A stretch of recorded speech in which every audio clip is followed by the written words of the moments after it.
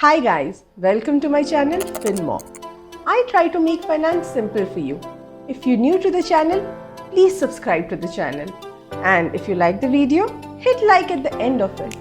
Also, do not forget to press the bell icon to never miss another video from FinMom. Let's get started. I have made a video on money and the power of compounding before.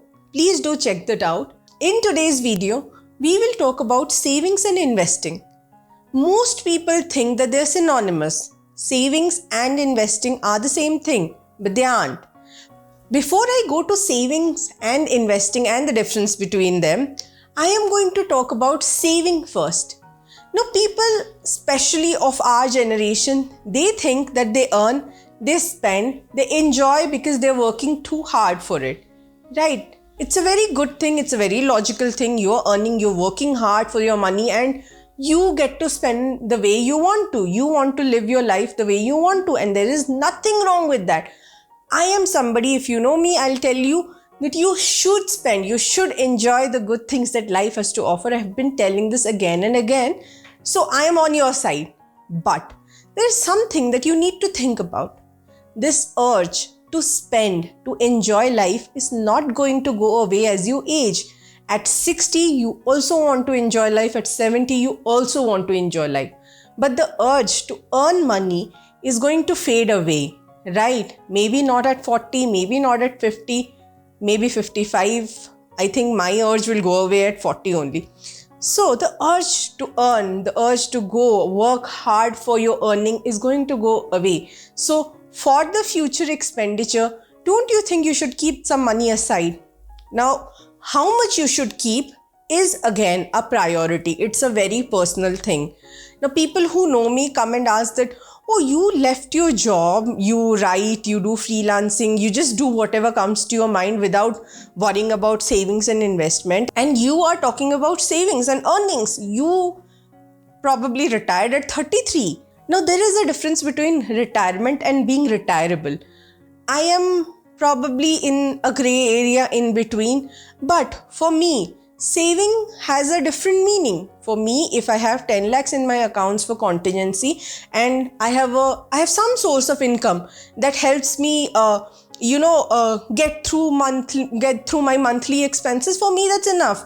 And if I earn something extra in a month, I accumulate, take it further, and so on and so forth. So for me, having a small saving is enough.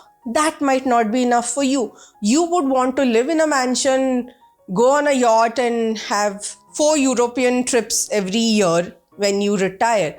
So in case that's your plan, you should plan accordingly. You have to know how much money you're going to need, and you have to plan. You have to save and you have to invest if you want to enjoy the good things that life has to offer even after you stop earning. So savings is important. Now let's keep savings and investing aside. And this is from a very good book that I read. I'm sure some of you must have read it. It's called The Psychology of Money. So it talks about being rich and being wealthy. See, being rich is much different from being wealthy. Now, when you say you want to be a millionaire, what do you really want? Do you want to have $1 million in your bank account, or you want to spend $1 million? So all of you might know Rihanna, right? The pop star. So at some point in time, she went bankrupt and she sued her financial advisor. Now the advisor was like, what should I have told her? That if you spend money on buying things, you will end up with things, not money. So being rich is spending money. Being wealthy is accumulating money. Now I have learned this from observing many wealthy people. And there is a rule to it.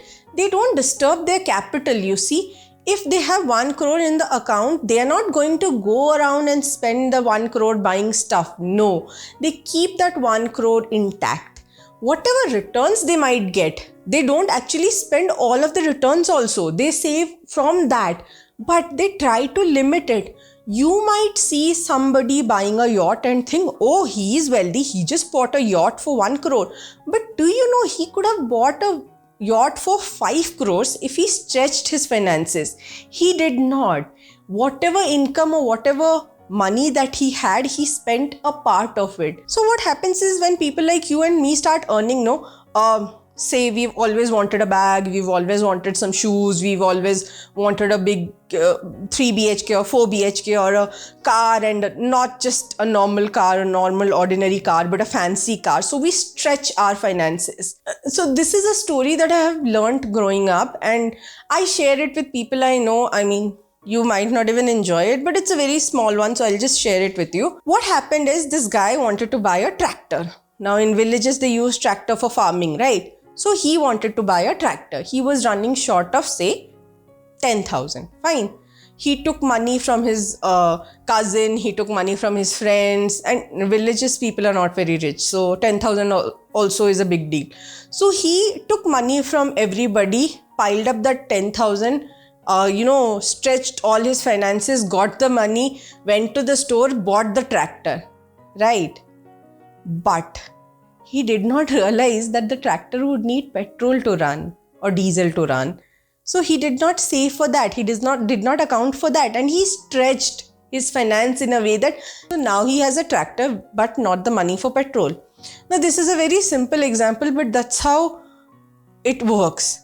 When you have money, you don't realize the way you're spending. But when you're spending, you're not making an investment. You're actually spending on stuff. You end up with stuff. I taught you how to calculate your net worth. Most of the stuff that you buy cannot be included in your assets. It's not going to give you any return. So spend wisely and save. Coming back to savings. So when you're saving money, you're basically putting it in a RD or a savings bank account. And why you should save is because it gives you freedom. Freedom to do what you want to do. Flexibility. Say you do not want to continue working 8 hours. You want to probably, like me, freelance or just follow your passion. If you have saved enough, it will give you that flexibility to do so. And that is why savings is important. But not just savings. Keeping money in your savings bank account is not going to help you. And I'll tell you why. If you've seen my previous videos, I've told you the story of a pen. You wanted to buy a pen today for 100 rupees, but you didn't buy. You put your money in your savings account thinking that you will buy the pen 2 months later when you actually need it. 2 months later, say, you have got 101 rupees because you earned 1 rupees interest on your savings, and you go to the store thinking that, oh, I've saved, I've got, my money made me some money and now I can buy the pen. But the price of the pen now is 120. You see, inflation. But you with your savings bank account were not able to beat that inflation. And that is where investing comes. Savings is keeping your money aside, just, letting it pile up. Whereas investing is harnessing the power of compounding. Please watch the video on the power of compounding to know more. But investing helps you harness that power. Now, had you invested that 100 rupees in, say, stock, land, or you can't invest 100 rupees in land, this is just an example, but if you would have invested 100 rupees in a way that you could have earned 20 rupees on your investment, you could have beaten inflation, and 2 months later you would have been in a position to buy that pen. So that is where investing comes, and there are several ways to invest. In the upcoming videos, I'll be talking about traditional methods like land, building, gold, and also some new investment techniques like crypto, bonds, and we'll also talk about PPFs, Sukanya Samriddhi schemes, NPS, PFs, and all of that. So stay tuned and subscribe to the channel and hit the bell icon to never miss another video from FinMom.